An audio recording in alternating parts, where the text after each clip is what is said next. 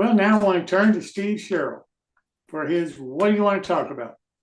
Welcome, Steve. Thank you, Jim. Tonight we're going to talk about trains at Christmas. So, a lot of us have had train layouts at Christmas. We visit homes would have layouts. We've even probably made some train gifts to give to people that we know. Tonight, I'm going to go over a few things that I have been doing and share with you. One of which is making a gift for my daughter and her husband for Christmas. And so let me get all these pictures in line here. 1 minute. Okay. Whoops, that's not it.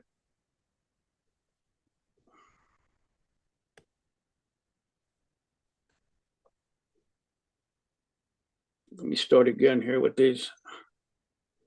Stop the share. Okay. All right.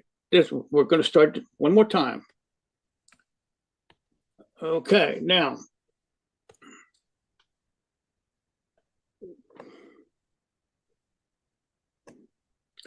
I started out with the cutting board, and I was going to make a micro layout for them.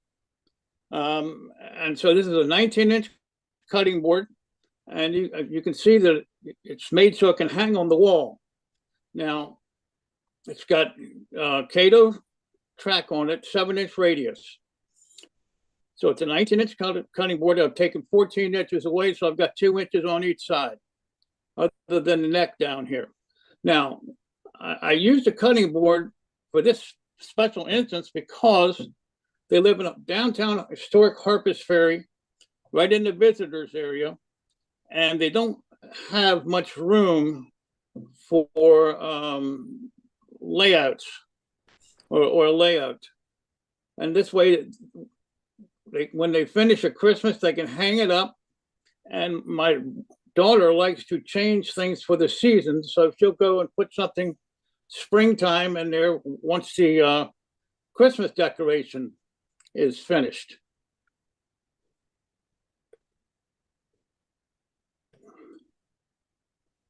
So I went ahead and I did a mock-up, which was this. Now, this is a thing I got from Hobby Lobby. It lights up, and the little snowman at the bottom goes around in a circle. Now, my daughter likes groundhogs, so I got her a stuffed groundhog, and this groundhog is watching that little snowman go around, and I'm going to get a little Santa Claus hat to put on him. And so that thing lights flash, all the Christmas trees will light up and flash and everything.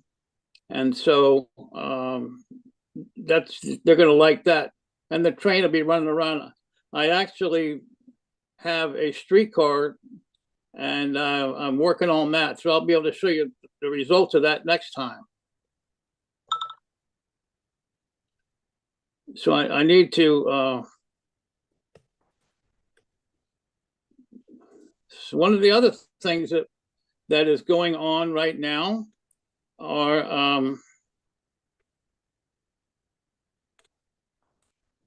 people are starting to decorate their Christmas trees, and they're putting up their Christmas layouts. And so I had a friend of mine send me pictures of his layouts. He's got an old farmhouse, and every 2 years, he decorates the entire house. And so every room has a train layout in it of some kind with a Christmas tree. And so he will look something like that. Every room will have one of those. And he probably has 10 or 12 Christmas layouts up. And I know that many of you will remember, here's a 1950s Christmas layout. And maybe you can remember that your father set one of these up, or your family had one. There's a lot to be enjoyed with this type of Christmas celebration.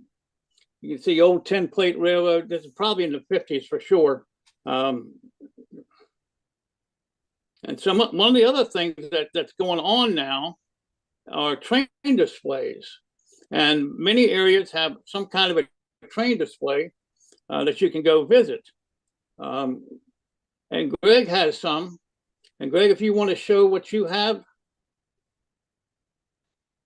Okay, let me bring mine up, Steve. You go ahead and stop your sharing. Okay.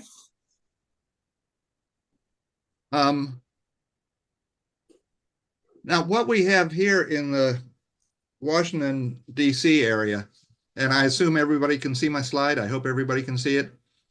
Yes.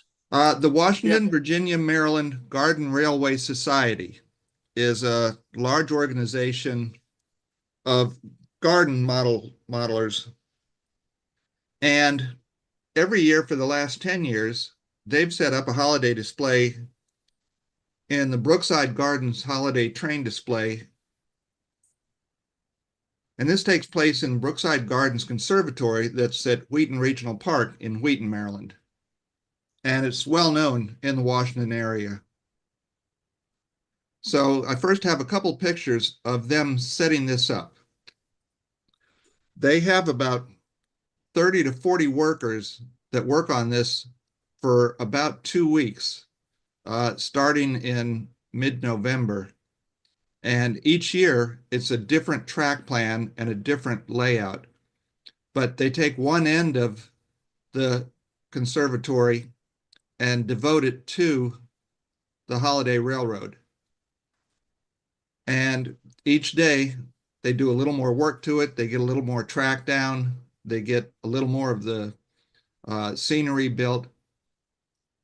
And they also have some of the people that work at the botanical gardens there come in and help put in the scenery. They'll pick appropriate plants that are scaled properly and decide where they look good, just like Matt's fence lines. And then once they're done, they end up with something like this. And as I said, each year it's a different track plan. The town could be at one end one year and at the other end the next year. And the rest of the conservatory is still open, and they have all these beautiful tropical plants and everything in it. So this is what you see when you first walk in. And in previous years, they've had these chains around it, primarily to keep toddlers from climbing up onto it. As you'll see later, that doesn't always work. But they run this from late November through to early January. And it's open pretty much every day except for the holidays. And kids love to come see it. You know, they never get enough of Thomas or some of the big freight trains running or the passenger trains. And some of the structures that you see on here are actually replicating structures that are in the area, such as this is the conservatory, a model of the conservatory. And again, they have the plantings put in place, and they always have at least 2 trains running. They have 2 tracks that go around the outside. And they'll run a couple of trains for maybe 15, 20 minutes and then switch over to 1 or 2 other trains and run those. And the members are also allowed to bring in their Garden Railroad trains and run them. And you can see how intricate some of the track work can get depending on the track plan that they use that particular year. And some of the varied locomotives that they get. Now the track is powered, but many of the members' locomotives that they bring in are battery powered or dead rail. So they can run either or both at the same time. They always have a couple of docents there that can answer questions about the layout, and they're the ones who are running them and switching the trains and stuff. And they also have over here on the right, I didn't get a good picture of it, they have a little scavenger hunt for the children. They hand them sheets of paper that have pictures of maybe 9 different characters. There might be Minnie Mouse, or there might be a dinosaur, or there might be a woman with a camera. And the kids are encouraged to run around the whole layout and find all of them and point them out. Here you have one of the Thomas the Tank engines in front of another one, and sometimes you'll see both of those running. Sometimes you'll have one of those running along with an 1890s passenger train or a 1970s freight train. And here's a couple examples of some of the replications of actual buildings in this area. There's a very famous general store that's now closed, but it's still a historical building called the Red Door Store. And they have a model of that there. And there's also another closed but historical building in Montgomery County that was called the Cider Barrel, been there for 90 years. And they have a model of that on the railroad as well. And an example of the variety of equipment that they can have running at any given time. And for example, inside the conservatory, they even have, inside all those steamed up windows, a replica of the model railroad. And some days you can see it better than others. It's always usually a little steamy in there because of all the tropical plants. Sometimes they have water features, such as this. And I explained to you that they used to have the chains and those posts. Well, 2 years ago, they had a toddler who, as soon as he came in the door, he just saw the trains and he just went barreling right through the chains, right up onto the train track to play with the trains. So they've actually built more of these plexiglass panels that go around it, and they're doing a little bit better job of keeping toddlers from climbing up to play with the trains. The areas that are open is where you have plants that kind of go out. And another thing I'd like to show you in this photo, along that back wall, they have a trolley line. Now that trolley line replicates the DC trolley system that ran out to Glen Echo Park.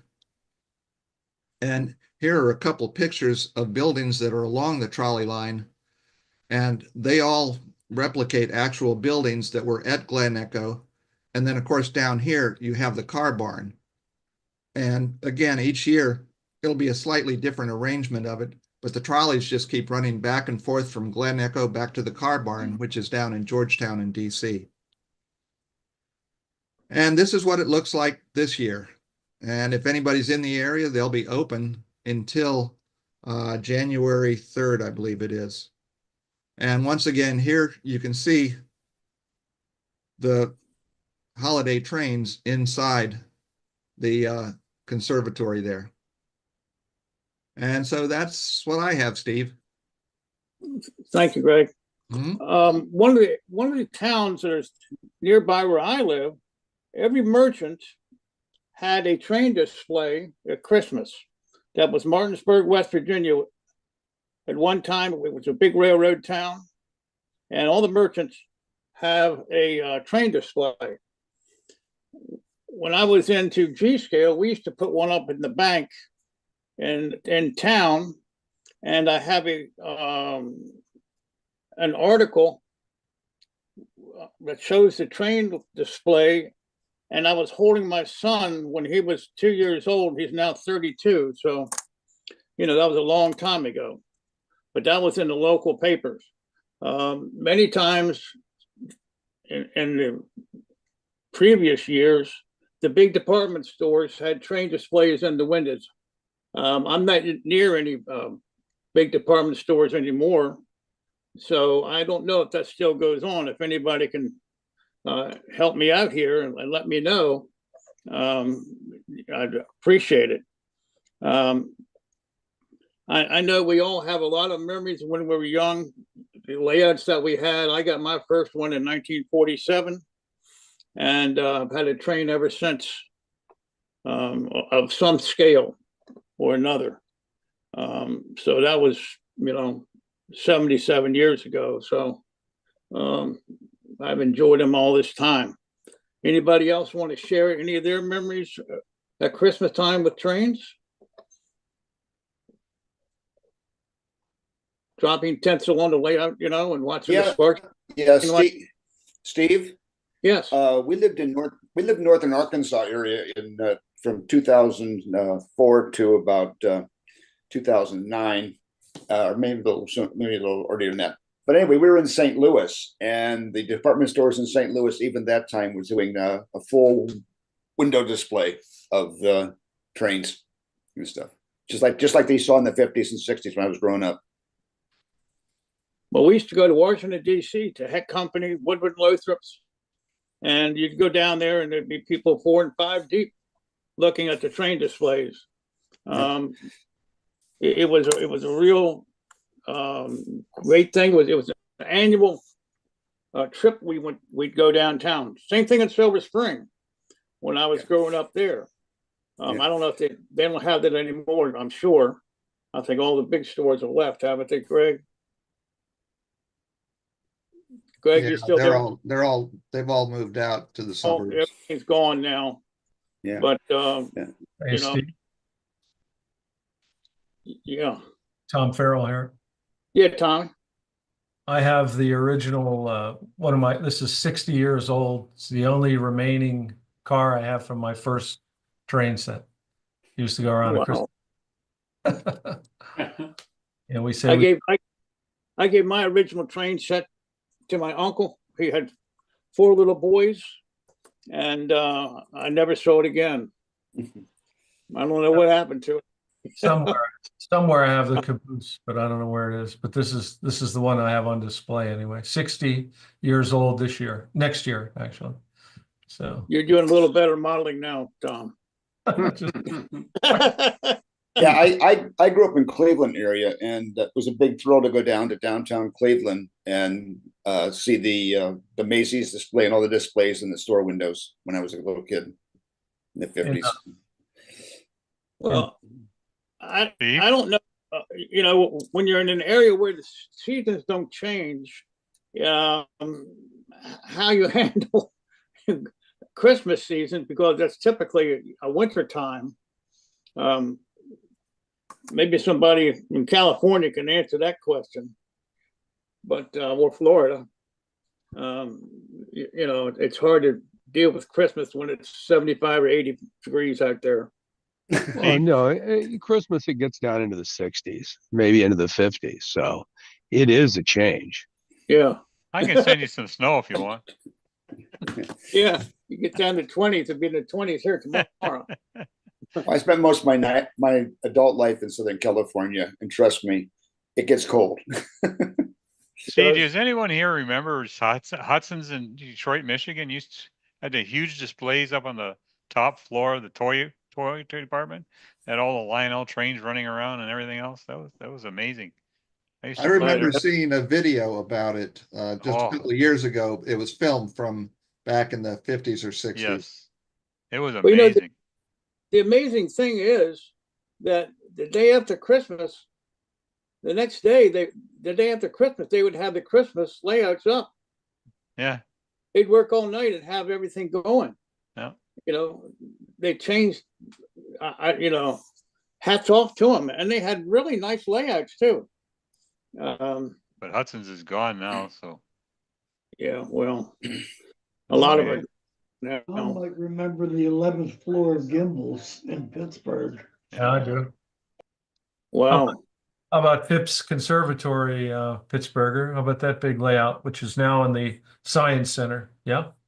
That was the Buell Planetarium. Buell Planetarium, you're right. Phipps Conservatory always had a G-scale garden railroad in one of the rooms. Yeah, I meant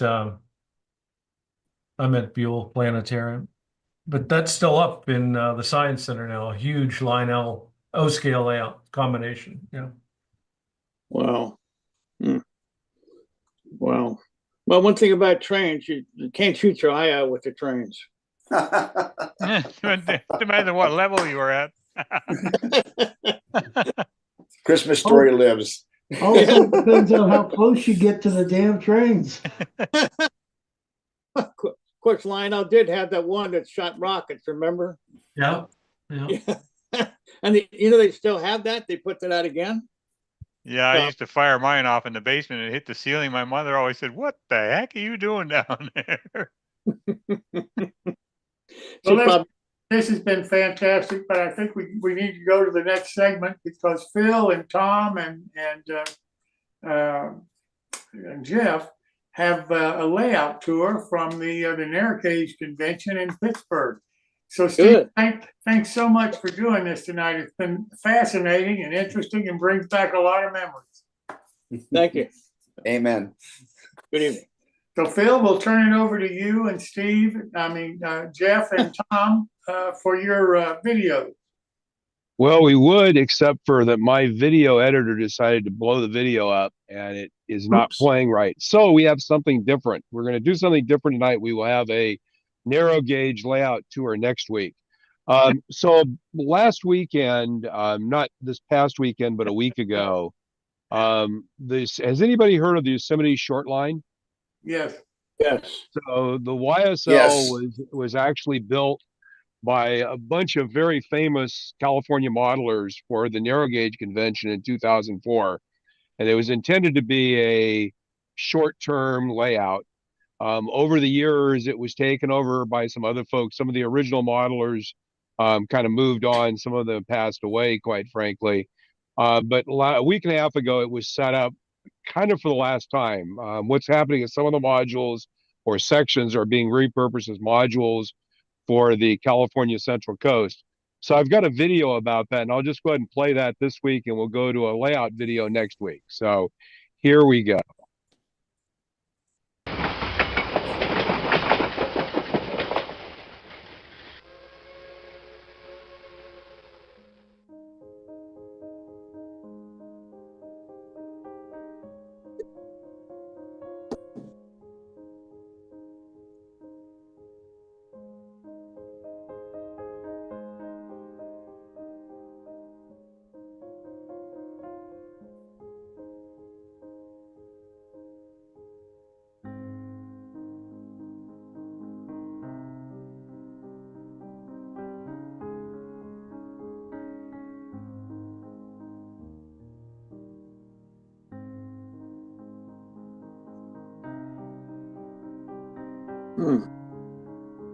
So it's a pretty cool modeling. I'll leave the audio down. It's just some music, so you can talk. Anybody wants to make any comments. So,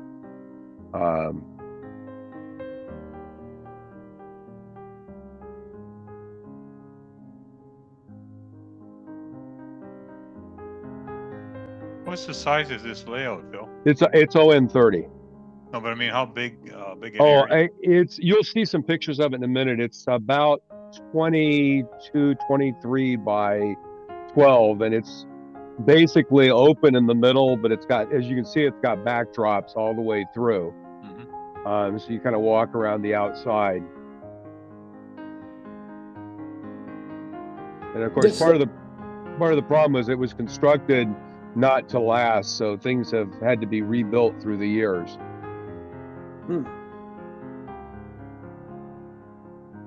Still looks pretty good.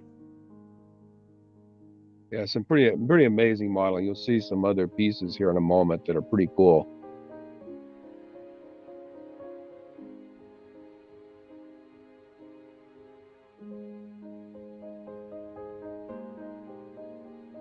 Who were some of the modelers involved in the construction of this? I don't know all the names, but it was Jim Long was involved. I don't know all the names, so I wouldn't try. Okay. I was going to get a list, and I ended up not.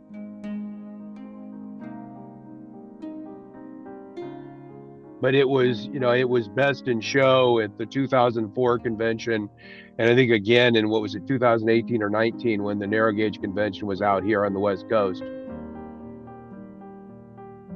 There you go, Pat. You can probably name every single implement in there. I think so. Looks a lot like the one I got.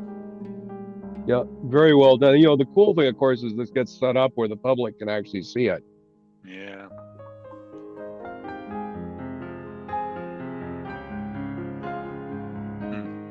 Nice.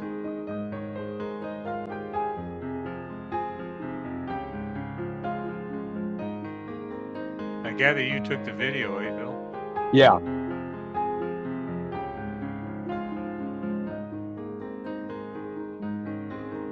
Is this modular, Phil? It's sectional. So it sets up only one way. So if somebody doesn't show that, they can't set it up. well, almost all of the modules you'll see in a moment. I think there may be a picture here at the end. If you kind of look around, you can see this is in a cabinet shop. One of the guys has a cabinet shop, but you may see in a moment that there are boxes for all the modules except for a couple, and they all stay and are stored there. And that's part of why it's being taken apart, is it's just gotten too long to store. It doesn't get used that much anymore. It's only gotten set up a couple of times in the last couple of years. So they're going to take it all apart, or are they just going to no? What some of the modules are this? What you're seeing right now, the sawmill and this part are going to get repurposed into the California Central Coast ON30, so it'll become part of the modular railroad, which kind of means that the backs are going to get taken off and it's going to get changed a little bit so that it can be viewed from both sides. So this in-bridge module will also be reused.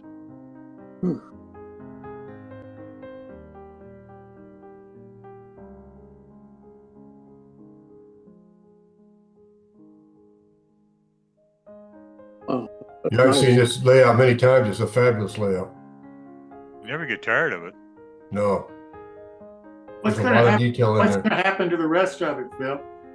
So on the back side, when we go around, that part will go to, we'll end up going to, they're trying to put some of it in a museum, but just as a static display. You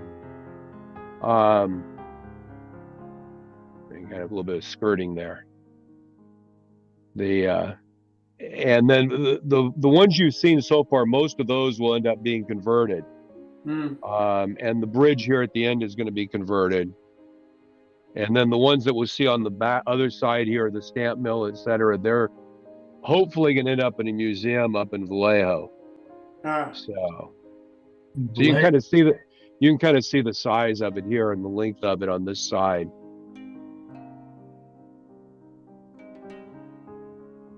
Is it running at this time, Phil?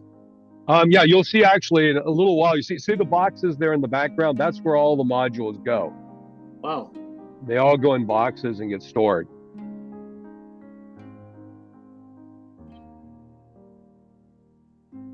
This is what, ON3? ON30. Oh, it is. Yeah, this was in the early days of ON30, relatively early. Pre-Bachman. Well, actually, so this was built in 2004. So Bachman, I think it started bringing some stuff out then. But it was, again, pretty early. 98, I think. And stamp mills has a lot of scale metal castings in there. Nice. Yep. That's probably a West Side, Western Scale Models one. Yep.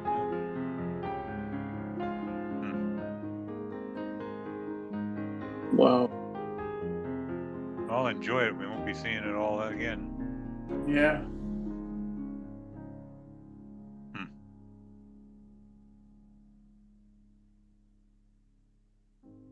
And TSG Multimedia actually was filming. Part of the reason for setting it up was they were going to film that day, and they do, and they had interviews. They're having interviews with all the original modelers that are left about doing it and building it. So when that comes out, it'll be probably worth seeing. Yeah. The weather on that track is nice. Nice engine house. Yep. Rub it in, Steve.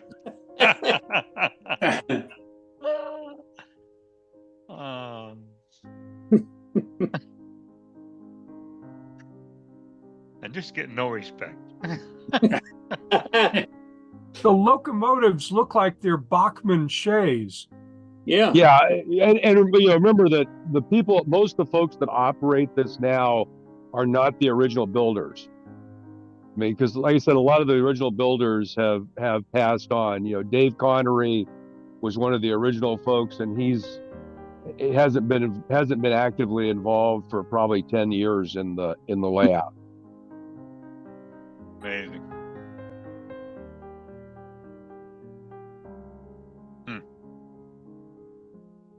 Did they have it running when you were taking this? Yeah, you'll see it running in just a second. They weren't right here because they were actually just finished up the filming when I did this. And It's a shame they don't put the whole thing in a museum. Let it be that way. yeah, the problem is everybody who had a museum that could be interested wanted people to be there to support it and run it. That's Right, that's the usually what it problem. is. So John and Sydney were videotaping. The next part's a little bit of them videotaping. Yes. Nice cabinet shop. Yeah. Great. If you're a modular railroad, a modular group, you need to recruit a cabinet shop owner to be part of your group. Yeah. You know where the credits run? And then the last thing I want to do is catch it going over the trestle at the end here. When I did cabinet building, there was too much sawdust around for it to be in there. I don't know how you keep it clean. They did it just for that. Yeah, this is kind of the assembly room in the cabinet shop. It's a big. This is the small area. It's a much bigger cabinet shop. I like the sound. You got sound in it. Yep.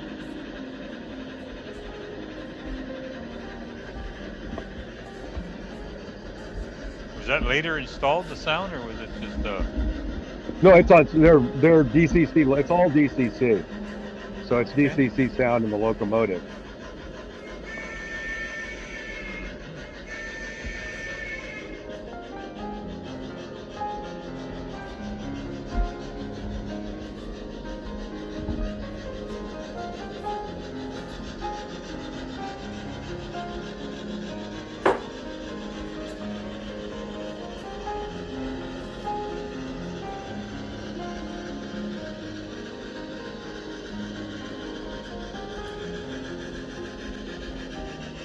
Digitrax? Well, it's actually NCE. Oh, is it NCE? Yeah, it's an NCE system. Okay, Yeah. I saw it there, yeah. You know, interesting thing is Digitrak's real popular on the East Coast, but NC's real popular on the West Coast. Oh, I love that ending. Yeah, that's the best part. Anyway, I apologize. Actually, what's interesting was I was trying to reformat it and actually got done just before that started. So we'll have the video of a really cool East Broad Top ON30 layout for next week to see. So at the beginning of about, I think 7 or 8 layouts we're going to have. Some of them are really cool. So That was good enough. with that, Thanks, Jim, Phil. we'll throw it back to you. Phil, you're really getting to be a fantastic person to videotape all of these shows that you're doing. I mean, that was spectacular. So thanks so much for sharing. Well, I got to tell you, when it comes up on TSG, I'll make an announcement here, because when they come out with their video, they were there for 6 hours videotaping. Jeez. So, they set up, like you saw him set up there, they set up at like every scene, and set a scene up, light it, and then run the trains through. So when you actually see the video, it actually is the train going through the layout, and it's really pretty cool. They do very nice layout videos. So anyway, enough said. Back to you, Jim.